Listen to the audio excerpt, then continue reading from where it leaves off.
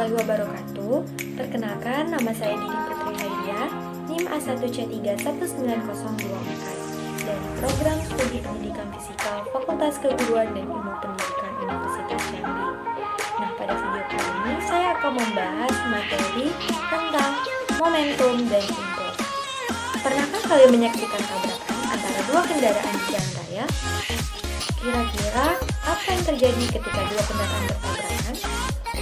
Jika ditinjau dari ilmu fisika, fatal atau tidaknya suatu tabrakan antara kedua kendaraan ditentukan oleh momentum kendaraan tersebut. Dalam ilmu fisika, momentum didefinisikan sebagai besaran yang dimiliki oleh benda yang bergerak. Besarnya momentum akan bergantung kepada massa dan kecepatan dari benda tersebut. Secara matematis, momentum dapat dituliskan sebagai P sama dengan M kali I. Dengan P adalah momentum dalam kilogram M per S, M adalah massa benda dalam kilogram, dan V adalah kecepatan benda dalam M per S. Berdasarkan rumus tersebut, maka bisa diketahui bahwa momentum sebanding dengan kecepatan bendanya. Dengan demikian, arah momentum sama dengan arah kecepatannya.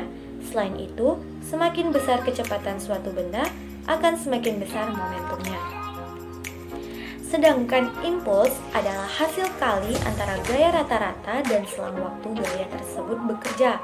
Secara matematis, impuls dapat dituliskan sebagai I sama dengan F kali delta T, dengan I adalah impuls dalam ns, F adalah gaya yang diberikan dalam Newton, dan delta T adalah selang waktu dalam second.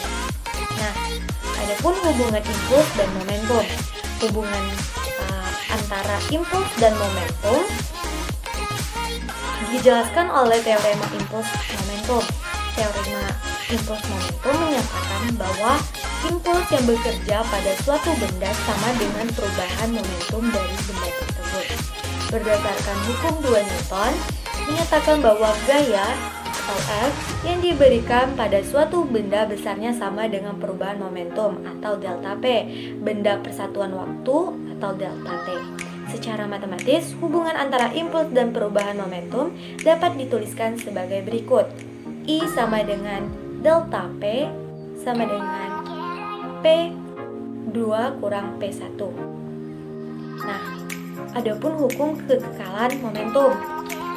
Hukum kekekalan momentum menyatakan bahwa jika tidak terdapat gaya luar yang bekerja pada sistem, maka momentum benda sebelum dan setelah tumbukan adalah sama.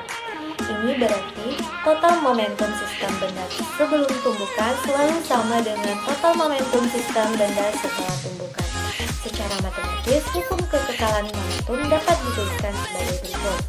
M1 kali V1 tambah M2 kali V2 sama dengan M1 kali V1 aksen tambah M2 kali V2 aksen.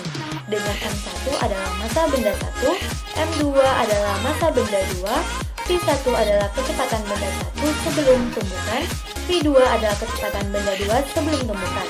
V1 aksen adalah kecepatan benda 1 setelah tumbukan, V2 aksen adalah kecepatan benda 2 setelah tumbukan.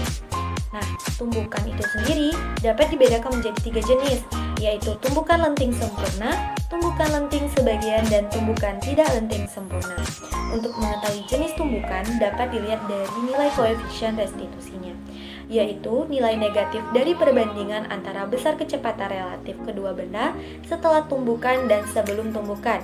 Secara matematis, nilai koefisien restitusi dapat dituliskan sebagai berikut. E sama dengan V1 kurang V2 per V1 kurang V2. Nilai-nilai koefisien restitusi untuk ketiga jenis tumbukan tersebut yaitu pada tumbukan lenting sempurna, nilai E sama dengan 1. Pada tumbukan lenting sebagian, 0, di mana E lebih besar dari 0 dan lebih kecil dari 1. Pada tumbukan tidak lenting sempurna, E sama dengan 0. Nah, sekian pembahasan tentang materi momentum dan impuls. Mohon maaf bila ada kesalahan. Saya akhiri dengan Wassalamualaikum warahmatullahi wabarakatuh.